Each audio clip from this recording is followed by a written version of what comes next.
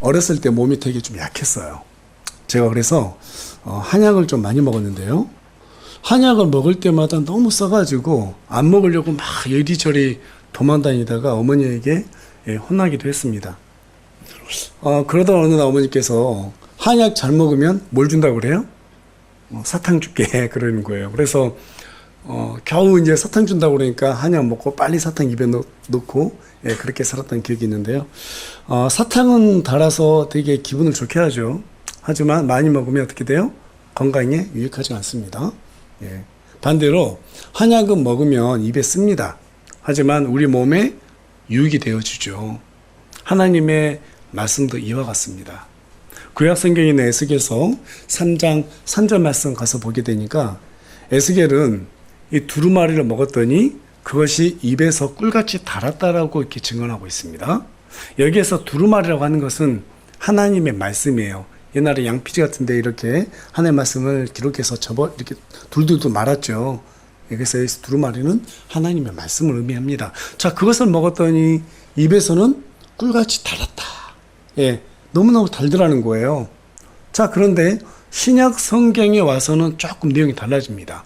사도 요한이 계시록 10장 9절에서 10절 가서 보니까 그것을 먹었을 때는 입에서는 달았는데 삼키니까 어떻게 됐다고 말하고 있어요? 곧바로 배에서는 쓰게 되었다. 자, 무슨 말이냐면 쓰라리게 되었다 이 말이에요. 처음에 말씀은 우리에게 구원의 감격을 주기 때문에 꿀처럼 달콤합니다.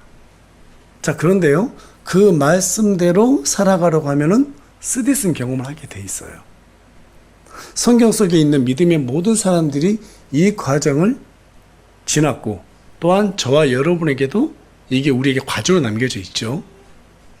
예레미야도 에스겔처럼 하나님의 말씀을 먹었을 때는 기쁨과 즐거움을 누렸다고 말하고 있습니다. 그러나 말씀을 전하자 사람들이 예레미야를 어떻게 했어요? 가두고 매질하고 또 구덩이에 던져 넣어버렸습니다. 그때 예레미야가 무슨 말하는가 하면 다시는 내가 하나님에 대해서 말하지 않겠다라고 말할 정도로 그렇게 쓰디쓴 경험을 하게 되었습니다. 오직했으면 이렇게까지 말했겠어요. 하나님의 말씀을 듣고 배우는 건 쉬워요. 근데 그 말씀대로 사는 것은 정말 쉽지 않아요. 예전에 저도요, 하나님의 말씀을 그냥 듣고 종교적인 생활을 했을 때는요, 만만하게 생각했어요. 근데 뭐 철이 들어서 말씀을 보니까, 야, 이게 만만치 않구나. 정말 어렵구나. 이렇게 생각이 들었을 때, 나도 정말 별 수 없는 존재구나. 이런 생각이 들더라고요. 그게 겸손이라는 걸 알았어요. 계속해서 침례 요한도 마찬가지입니다. 말씀으로 수많은 사람들에게 침례를 베푸면서 기쁨을 누렸습니다. 자, 그런데 그 말씀으로 헤롯의 죄를 지적하니까 어떻게 되었어요? 감옥에 갇히고 못배임을 당했습니다. 사도 바울 역시 복음을 깨달았을 때 구원의 기쁨으로 내가 그리스도와 함께 십자가에 못 박혀 죽었다라고 그렇게 고백하게 되죠. 하지만 진리를 전파할 때 사람들은 바울에게 돌을 던졌습니다. 그것으로 죽었다 살아났죠. 그 이후에 바울이 뭐라고 말해요? 내가 너희에게 진리를 말함으로 너희 원수가 되었느냐. 바울이 하나님 말씀이 너무너무 귀했어요. 이 말씀을 정말 많은 사람들에게 알려주고 싶었어요. 그래서 많은 사람들이 구원받고 생명의 은혜를 받고 하나님 앞에서 정말 복된 삶을 살기를 원했어요. 아마 모든 목회자들이 그런 마음을 품고 있을 것입니다. 그런데 막상 돌아오는 건 뭐였어요? 돌이었어요. 매질이었어요. 침뱉음 당했어요. 주먹으로 맞았어요. 배에 파손돼서 죽을 고비를 넘겼어요. 여러분, 하나님의 말씀은요, 우리에게 구원의 감격을 주니까 너무너무 달콤하지만 계속해서 그 이후에 달콤하다고 생각하면 그거는 잘못된 생각이에요. 하나님의 말씀대로 살면 어려운 일을 당할 수가 있습니다. 심지어는 사도 바울처럼 사람들과 원수가 되는 길을 걷기도 합니다. 사실 신앙생활은요, 적당할 때가 가장 편한 것 같아요. 제가 살아보니까. 적당히 예배드리고, 적당히 말씀 보고, 적당히 기도하고, 적당히 헌금하고, 적당히 사람들과 관계하면 갈등이 없어요. 그런데 말씀에 순종하기 시작하면 그때부터는 반드시 예, 조직의 쓴맛을 경험하게 되더라고요. 예. 정말 같이 이렇게 믿는 교회 식구라고 하는데 시기와 질투, 와, 이게 장난이 아니에요. 제가 지금까지 다녔던 교회에서 열심히 섬겼었거든요. 나름. 그때마다 가만히 두질 않더라고요. 얼마나 온갖 모함도 쏟아지고 안 했던 말도 했다고 그러고 오해하고 목사님 막 한테 가가지고 이르고 그런 경험을 당하게 되는데 그때는 되게 억울했거든요. 근데 지금 생각해 보니까 그게 성경이 말하는 당연함이구나. 자, 그런데 왜 이렇게 하나님의 말씀대로 선다 그러면 우리는 조금 더 잘 되고 그렇죠? 막 복 받는다 그러고 이렇게 들었는데 왜 그러지 않고 이렇게 쓰디쓴 경험을 하게 될까요? 여러분, 진리의 목적은 우리를 편하게 하는 것이 아니라 우리를 변화시키는 데 목적이 있기 때문에 그렇습니다. 그래서 우리가 진리를 전파하면 어려움을 당해요. 그 어려움을 당하면서 우리는 조금 더 많은 생각들을 하게 되고 그 다음에 뭘 어떻게 해야 될지 거기서 또 방향을 찾게 되고 그런 유익은 또 있습니다. 그러면서 조금 더 성장하게 되는 것 같아요. 그런 의미에서 우리 예수님께서 누가복음 12장 51절에 가서 보니까 너희는 내가 땅에 화평을 주려고 온 줄로 생각하느냐? 내가 너에게 이르노니 아니라 도리어 분열을 주려고 왔느니라. 교회에서도 있지만 하나님을 정말 말씀대로 살아보려고 하고 말씀을 사랑하는 사람들하고요, 그 말씀을 받아들이지 않으려고 하는 사람들 또는 자기의 목적이 별도로 있는 사람들은 반드시 말씀대로 살려고 하는 사람들을 가만두지 않습니다. 늘 그래왔고 과거에도 그래왔고 제가 경험해본 교회에서도 그랬고 지금도 많은 사람들이 그런 말을 합니다. 여러분, 실례로 오병의 기적으로 예수님께서 수많은 사람들에게, 수천의 사람들에게 물고기와 빵으로 양식을 제공해 주셨어요. 그때 사람들이 어떻게 했어요? 예수님을 억지로 왕으로 세우려고 노력했습니다. 그런데 예수님께서 말씀을 선포하자 그곳에 있던 모든 사람들이 예수님을 다 버리고 떠나갔어요. 그리고 예수님께서 12제자들에게 묻습니다. 너희도 나를 떠나가느냐? 사람들이 왜 말씀을 들으면 떠나갈까요? 말씀을 받아들이는 것이 불편하기 때문입니다. 그 말씀에 순종하기 싫기 때문입니다. 싫으면 나는 사람들 앞에서 인정을 받고 싶고 근데 순종하기 싫고 이때 제일 좋은 게 뭔지 아세요? 자기 자신을 속이는 거예요. 그리고 다른 사람들을 욕하는 거예요. 말씀을 전하는 목사님이 잘못됐다고 얘기하는 거예요. 그럼 자기는 세워지고 그걸 비난하면 자기는 나름대로의 순종하기 싫은 부분에 대해서 살짝 빠져나갈 수 있거든요. 저와 여러분이 다 그런 마음이 있어요. 그런 위험성이 있어요. 네. 저는 그것을 지난 4주 동안 회색지대라고 말씀을 드렸어요. 애매한 선상에 놓여 있잖아요. 그러면 항상 모든 사람들이 전부 다 이 회색지대에 놓이게 돼 있습니다. 그래서 사람은 말씀 받아들일 때 그게 맞지? 그럼 나는 그렇게 살아야지. 그렇다고 해서 그렇게 살아지나요? 그렇지 않죠. 시도하면서 안 되고 하다가 조금씩 변하는 거예요. 그래서 성경 우리에게 오래 참으라고 얘기하는 거죠. 그게 사람이 한순간에 확 바뀌기 쉽지가 않습니다. 도전하면서 조금씩 바뀌는 거예요. 자, 그런데 사람들은 그 과정을 거치면서 계속해서 말씀이 우리에게 주는 부담이 있기 때문에 불편함을 호소합니다. 제가 여러분들께 이 말씀을 드리는 이유는 우리가 말씀을 들을 때 불편하다는 것을 그냥 당연하게 받아들여야 돼요. 된다는 것을 말씀드리고 싶어서 그래요. 왜 그래요? 저와 여러분은 죄인이에요, 의인이에요? 하나님 앞에서 구원에 관해서는 의인입니다. 맞죠? 우리는 구원은 받았어요. 그러나 완전하게 아직은 구조가 일어나지 않았습니다. 우리는 여전히 우리 피 속에 죄성이 남아있어요. 그래서 우리는 말씀을 들으면 불편함을 느낄 수밖에 없습니다. 뭐 큰 죄를 지은 사람만 죄인이고 조그만 죄를 지은 사람은 죄인이 아니죠. 하나님 보시기에는 작은 거짓말한 것도 죄인이고요. 그렇죠? 사람을 죽인 살인자도 죄인입니다. 똑같은 죄인이에요. 물론 형벌은 다르죠. 그래서 우리는 인정해야 돼요. 뭘 인정해야 되는가 하면 나는 누구다? 여전히 죄성을 가진 존재다. 맞죠?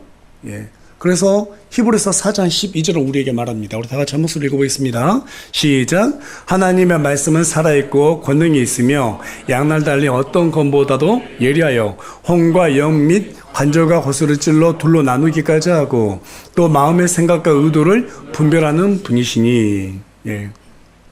여러분, 하나님의 말씀은 단순한 지식이 아닙니다. 살아 움직인다고 말하고 있습니다. 우리의 마음속에 있는 잘못된 생각과 의도, 그 모든 것들을 드러내게 만들어요.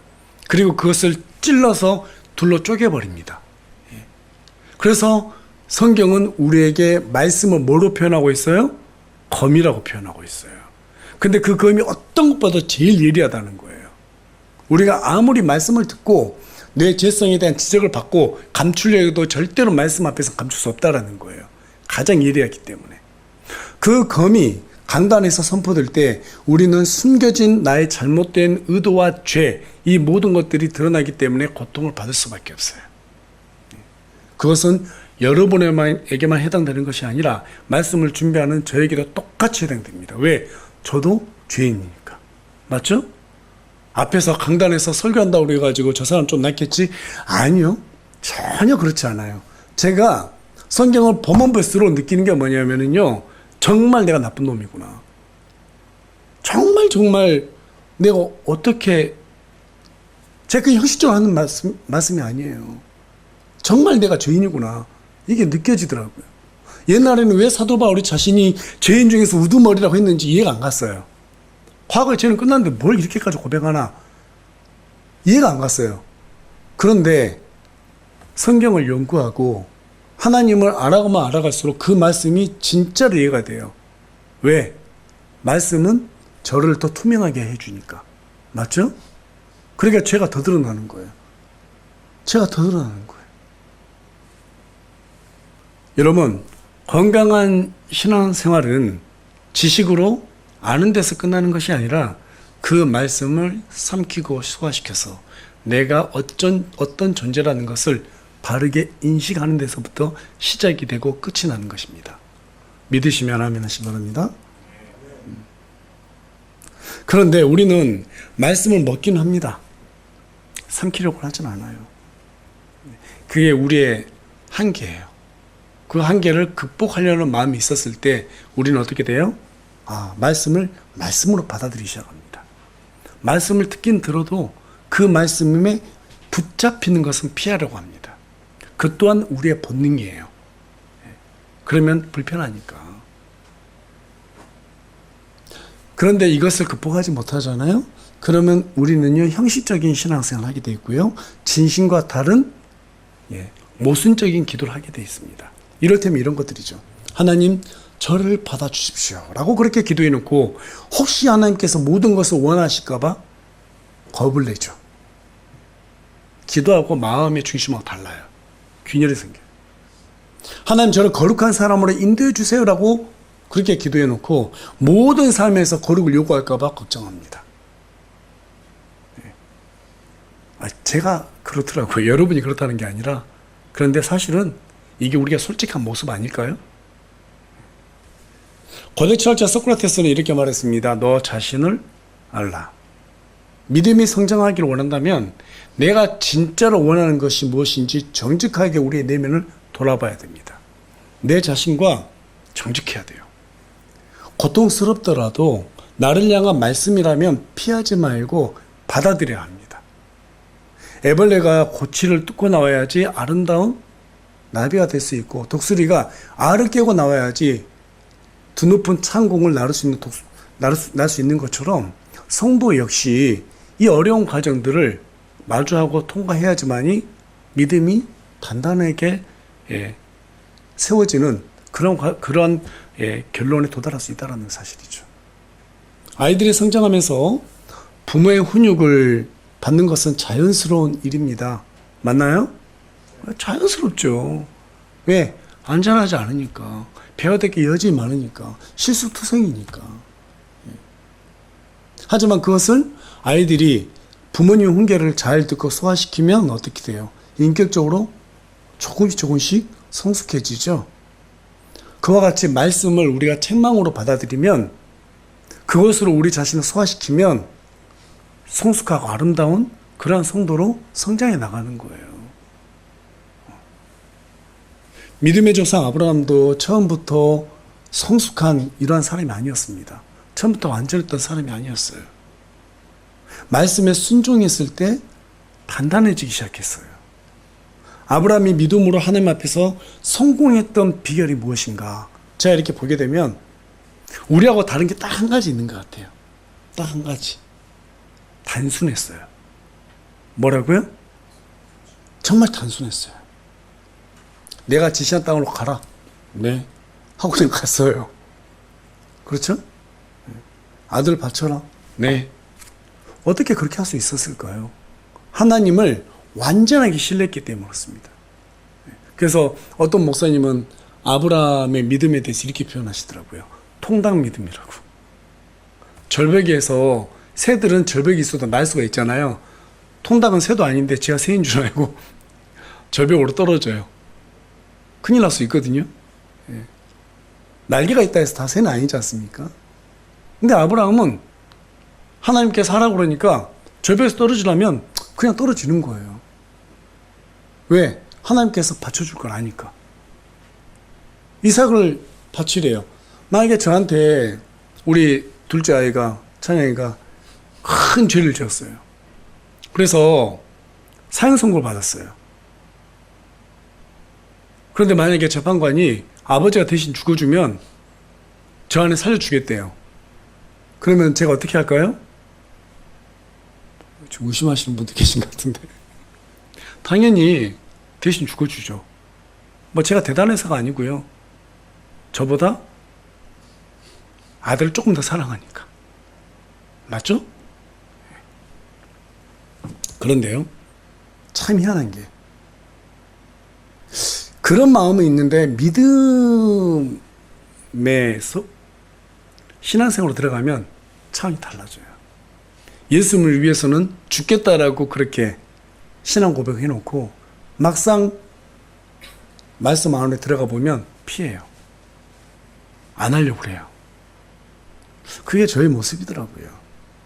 그런데요, 아브라함은 계산하지 않았어요. 사실 아들 대신 죽을래 하면 죽을 수는 있는 아버지들은 많아요. 그런데 아들을 죽여라 하면 죽일 수 있는 아버지는 없어요. 정상적이라면. 자, 내가 죽지 어떻게 아들 죽여요? 하나님께서 아브라함한테 아들 대신 너 죽어 그러면 죽었을 거예요. 너 말고 아들 죽여. 누가 죽일 수 있겠어요? 그렇죠? 그런데 아브라함은 하나님께서 주신 말씀을 들었어요. 분명히 이삭을 통해서 하늘의 별들처럼 해변의 모래알처럼 자손이 번성해질 거라고 말씀을 주셨어요. 아브라함은 그걸 믿었어요. 그래서 이삭을 죽여도 하나님께서 이삭을 살려줄 것이라고 믿었어요. 그게 바로 하나님께서 우리에게 아브라함과 너의 믿음의 차이야 얘기해 주고 있는 것 같아요. 믿음의 성장은 단순함에서 옵니다. 복잡한 계산에서 오지 않습니다. 어떤 어려움이 와도 하나님의 말씀은 무조건 이루어져.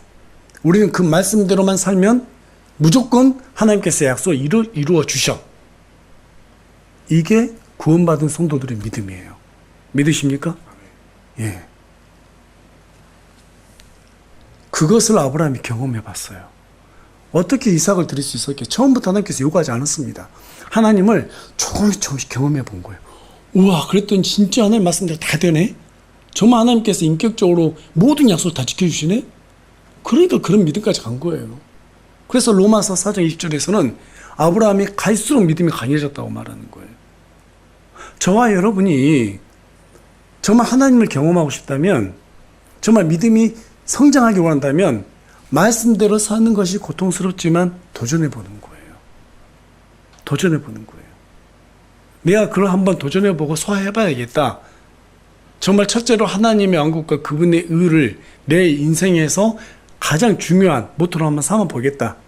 내 인생의 첫째가 아니고 하나님의 복음으로 사람들의 생명을 살리는 것, 그게 내 인생의 첫순이다 라는 그런 마음의 닻을 우리 마음속에 딱 두고 그 기준으로 산다면, 말씀에 도전해 본다면, 네, 저와 여러분도 믿음이 한층 더 성장할 것이고 정말 하나님께서 우리에게 약속하신 모든 약속을 받아 누리실 줄 믿습니다. 예. 여러분, 우리가 성경에는 사람이 죽으면 어디로 간다고 말해요? 천국과 지옥으로 간다고 말하죠. 중간계가 있나요? 예. 우리 자꾸 성경에 중간계에 대해서 질문하던데 이제 뭐 교회 처음 와가지고 잘 모르니까 중간계가 있어요. 요즘 뭐 드라마가 뭐 영화인가요? 뭐 그런 거 있다면서요. 중간계. 그런 거 없어요. 성경 무조건 천국 아니면 지옥이에요. 맞습니까? 연옥이 있어요? 그런 거 없습니다. 성도의 삶도 마찬가지예요. 순종, 불순종, 중간계 없어요. 그 둘 뿐이에요. 그러나 우리는 순종과 불순종 사이에서 애매하게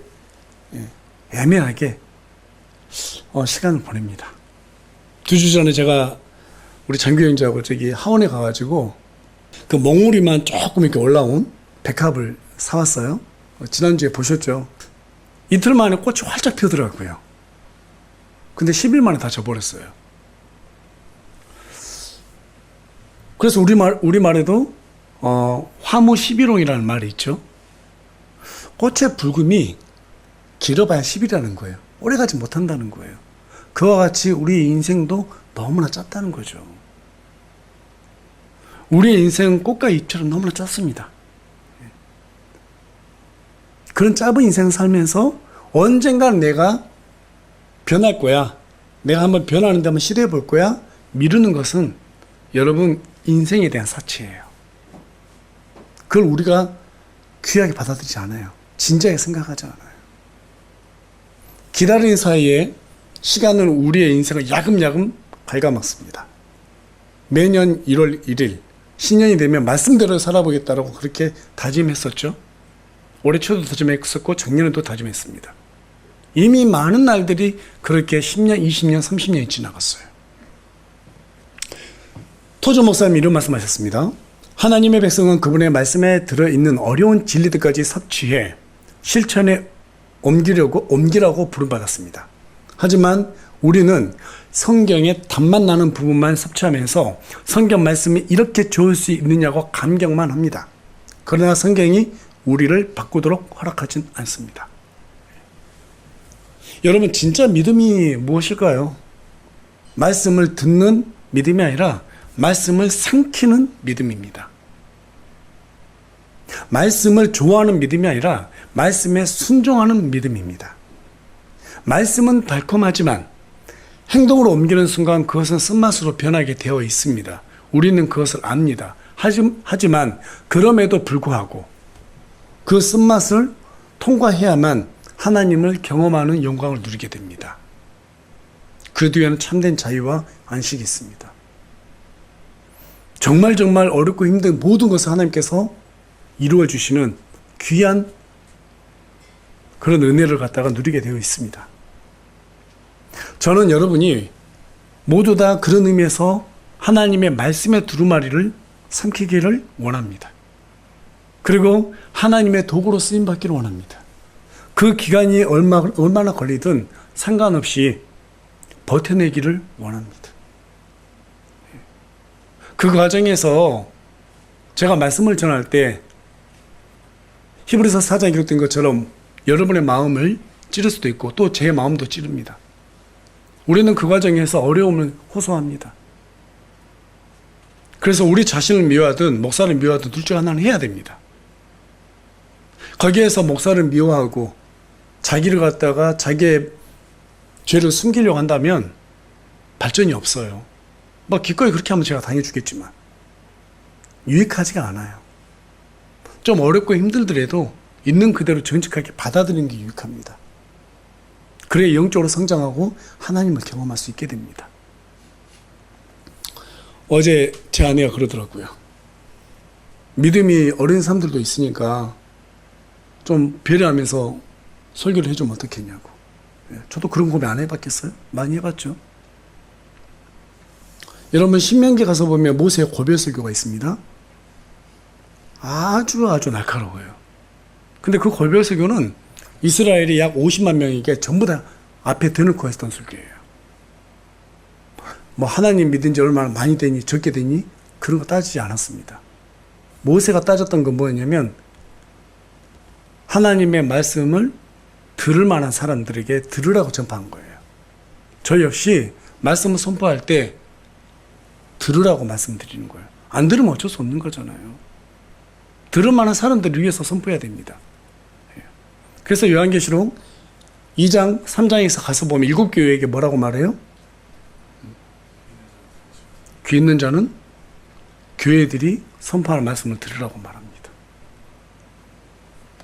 그 말씀이 어떤 것이든 전부 다 우리는 다 불편합니다.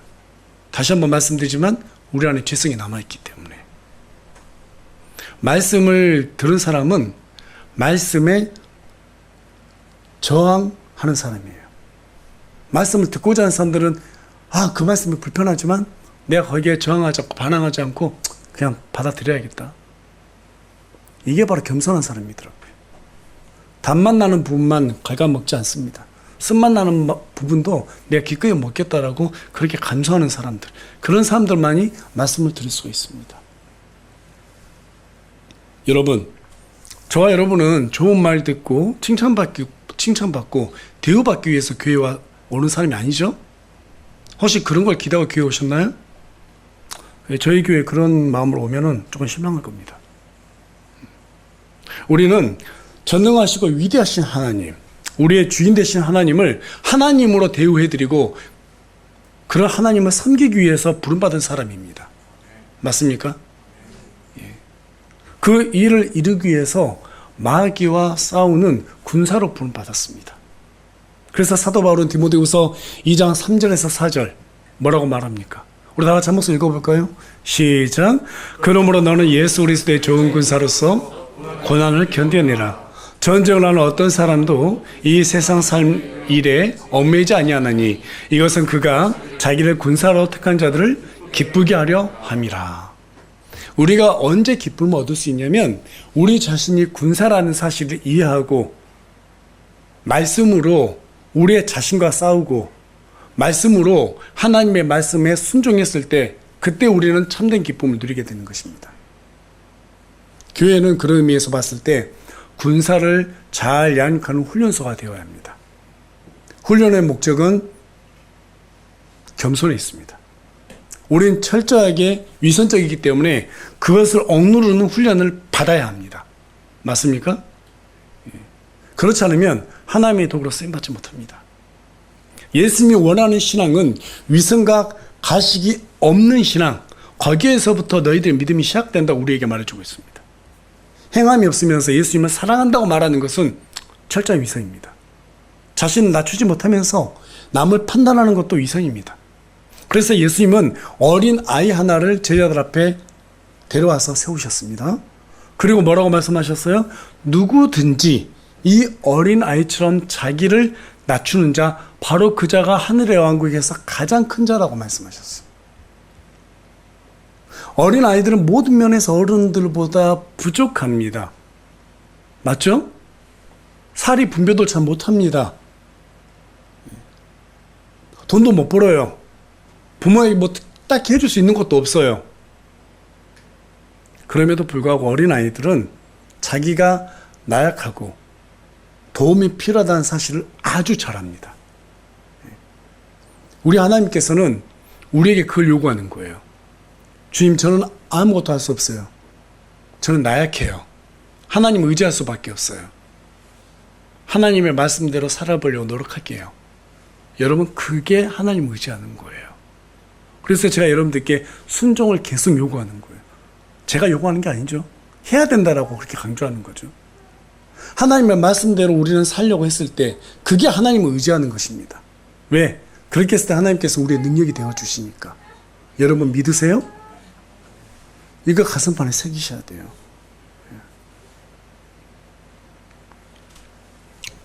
그런 사람만이 하나님께 쓰임받게 되어 있습니다. 우리가 말씀을 삼키려고 하는 그런 용기를 내야 하는 이유가 바로 여기에 있어요. 여러분, 말씀을 삼키시기 바랍니다.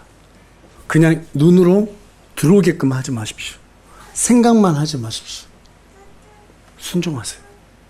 말씀이 맞다? 그러면 사람도 생각하지 마세요. 나의 남편도 내 아내도 생각하지 마세요. 내 부모도 생각하지 마세요. 목사도 의식하지 마세요. 그냥 하나님의 말씀하고 나하고 1대1이 돼야 됩니다. 말씀이 옳다고 그러면 누가 뭐라 해도 난 그 말씀대로 하는 거예요.